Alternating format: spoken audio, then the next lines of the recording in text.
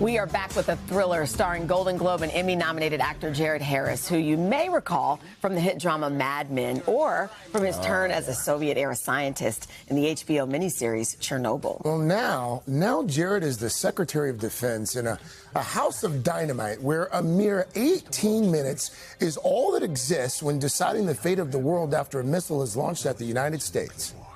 We focused on more likely scenarios.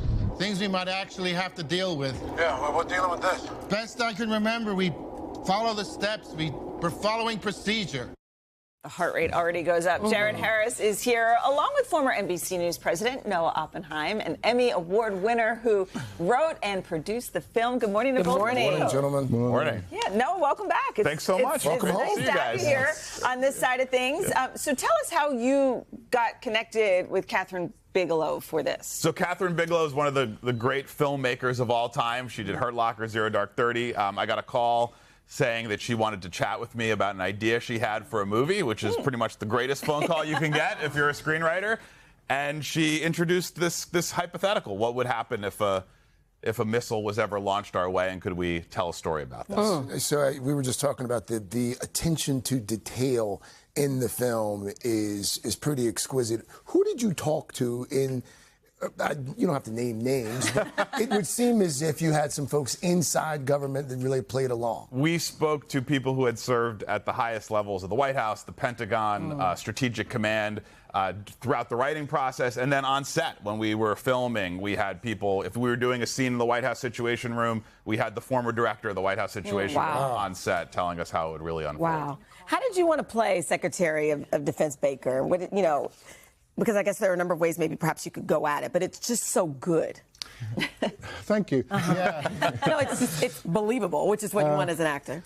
I think it's sort of a person whose day goes horribly wrong, and you know, the idea of this was that it's looking at the behaviour of these people who are put in this impossible situation, and you're sort of looking for cracks in their demeanour, if you like, and when their humanity and their flaws seep through. And this one was specifically written. All of us were looking for that, but this was specifically written so that you'd have an insight into what that is. Yeah. Were you happy with how it all turned out? I was delighted to be asked. Yeah. So, I mean, you've been in more than 80 films. What? Yes. And I thought it was interesting that you've actually said, I wonder if I can still make it as an actor.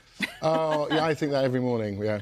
What? Stop. Well, honestly, it's that line from Tootsie that Michael Dorsey says is, I don't believe in hell, I believe in unemployment. And that's just always on every actor's mind, you know? Yeah.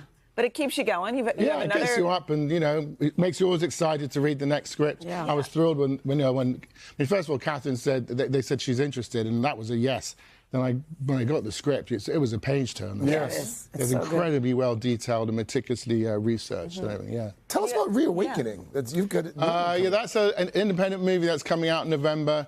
It's about a couple whose daughter runs away from home when she's 13, and then 10 years later, this woman shows up claiming to be their daughter, and the mother accepts her immediately, but the father doesn't believe it's her. So it's a sort of thriller in, is it her, isn't it her? If it isn't her, how does she know so much about the real person?